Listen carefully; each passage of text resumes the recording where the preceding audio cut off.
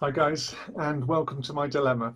So those of you that watched the intro video will know that my plan initially was to make the guitar body in the angon, which is a type of mahogany. It's going to be a two-piece body, chambered, and the plan is to use paint. Now, since I made the neck, I've got lots of different wood options in the workshop, so I had everything laid out on the bench, and I just wanted to make sure that that's what I wanted to go with and I was going to be happy with it. And I put the neck up against a piece of white European ash, which would be a single piece guitar body, no chambering, just a solid slab. But it looks really good. I really like it, and I can tell already just from looking at it and looking at the grain that it's going to look fantastic. So I think I'm probably going to have to build two and see which I prefer. So I'm going to start off with the white ash. So let's build it. As with all things guitar building, everything starts with the centre line. I've already planed, flattened and thicknessed the body blank. So for this guitar it's going to be a 40mm thick body. I think the average SG is somewhere between 36 and 38mm. I just wanted to make it a little bit bigger than that so that it still feels like a fairly substantial body and there's still a bit of weight to it. And for all my guitars I use a jigsaw to cut out the outline and a router to clean up the edges. I'm using the template that I made here for the prototype, so once I've gone around with the router I can just then take it to the spindle sander to make sure I don't have any bumps or dips. Then I can get ready for the most critical part, which is to cut the neck pocket. So I've chosen to make the neck join the body at the same point that a Telecaster joins, and that's for a couple of reasons. The first is that one of the real problems with the SG is the neck dive, and I really don't want to replicate that. And the second is just simple ergonomics. So when I'm playing the guitar I don't want to feel like I'm really reaching to play open chords, and by bringing the heel in just a bit it makes that distance from the centre of the body to the first fret really comfortable. And what I always try to do when I'm fitting the neck into the pocket is to get it snug enough so that I can pick the guitar body up and the neck doesn't come out of the pocket. I think that's just a really good yardstick to use for fitting a neck pocket. It just means that it's nice and snug, but I don't think it's overly tight. And once I've double checked I'm happy with the depth of the neck pocket, just by marking up the bridge and running a straight edge across, I can start thinking about marking out the bridge and the pickup positions. And I think I'd mentioned before that this is going to be a 2-humbucker guitar, which is what you can see me marking out here. But before I actually route out the cavities for the humbuckers, what I'm going to do is to mark out and drill the holes for the string through body and the ferrules on the back of the guitar, which I'll do by drilling the 2 outside E strings right the way through the body and drilling all of the others halfway through from the top. Then I flip the guitar over, remark where all the string holes need to be on the back and drill the ferrule holes first, and then with a smaller drill bit I'll drill the remainder of the string holes through from the back.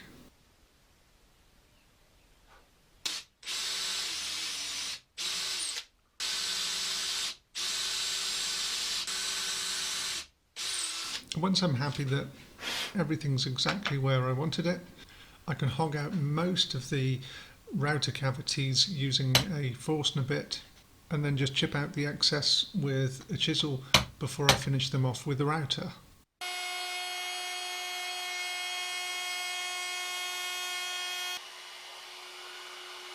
Once I'm happy the pickup cavities are down to the correct depth, I can move on to marking up where the knobs and switch are going to be.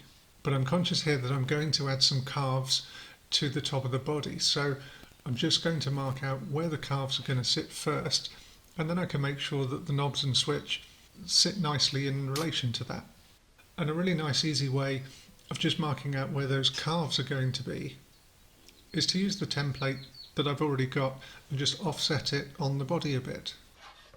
And the best way that I've found just to make sure that the knobs and switch are all equally distanced and spaced is to just lay them out on the body roughly where you want them and then I take all of the final measurements and the spacing from the centre line of the body. I'll drill these all the way through the guitar body using the correct size force and a bit for the shaft of the pot or switch that I'm using, and then route out the cavity on the rear of the guitar down to the correct depth for the length of each of those shafts. And that'll make sure that when I put the pot or switch in through the back of the guitar that it's not going to be too high or too low, so I'm going to end up with a big gap underneath the tone or volume button or any excess height on the switch itself. But I'll test fit them just to check before routing out the rest of the cavity for all the wiring. And once I'm happy there, I can move on to marking out and drilling the holes for the jack socket. And so for this guitar I've decided to use a barrel style jack socket for a couple of reasons. It's low profile and unobtrusive, which I like, and I haven't used one of them before, so it gives me a good opportunity to try one and see what I think. Then I just need to finish off drilling all of the other holes for wiring cavities, and I can move on to marking up for the carving. I'm using tape to mark out most of the carving lines just because it gives you a really nice clean line to work to. For all of the outside edges, I'm going to use a Shinto rasp to do the carving. And for the inside edges, like the cutaways, I'll use a half-round Iwasaki file. So I'll carve with the file and the rasp until I'm happy that for all of the carves, there's no dips and peaks. It's completely flat. And the reason for that is that if I just do them fairly roughly and then move on to sanding, I'm just going to end up sanding with those dips and troughs and just exaggerating them even more. It's not actually going to flatten out the carves themselves, which is what I need to get done first. And so once all of those are complete, I can then just give the whole body a sanding up to 180 grit. And I did also go around the body and break the sharp edges with a round over bit on the router, but for some reason that didn't record. So I still have some work to do just to go around all of those edges, make sure all of the carves are blended in and look nice and clean, but that's as much finessing as I'll do for this stage in the build. Well, that's the first body built, and I'm really happy with it. It's come out as nice as I hoped it would. I'll give you a quick look. I'll add some stills in because I don't think the video picks it up particularly well.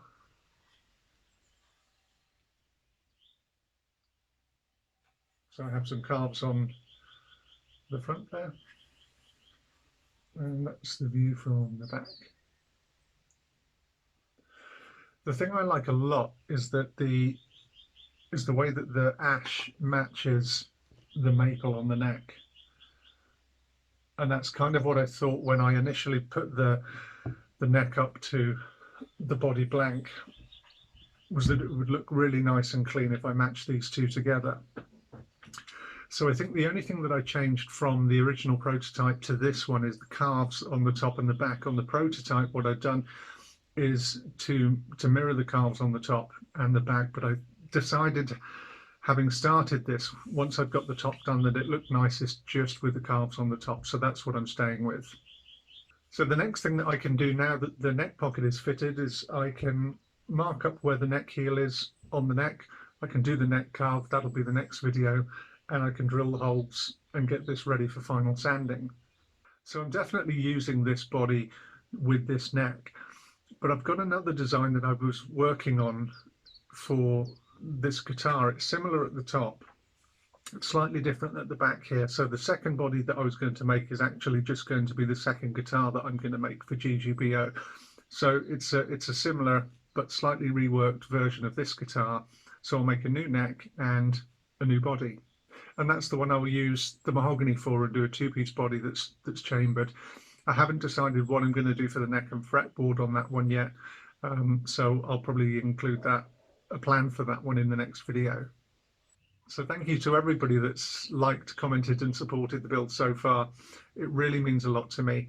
I think I've read and replied to every comment that I've got, so thank you. And for anybody that hasn't yet had a look at my friend Lucifer's channel, he's a featured channel on here. He's just released his video making his neck blank for his GGBO, which looks stunning. It's a 17-piece multi-laminate with walnut and purple heart. So whatever he's got planned for the rest of the build is probably going to be equally stunning. So head over, he'll be very glad of the support and any comments that you give him. So here's a few still photographs of this guitar, and hopefully I'll have another video out soon.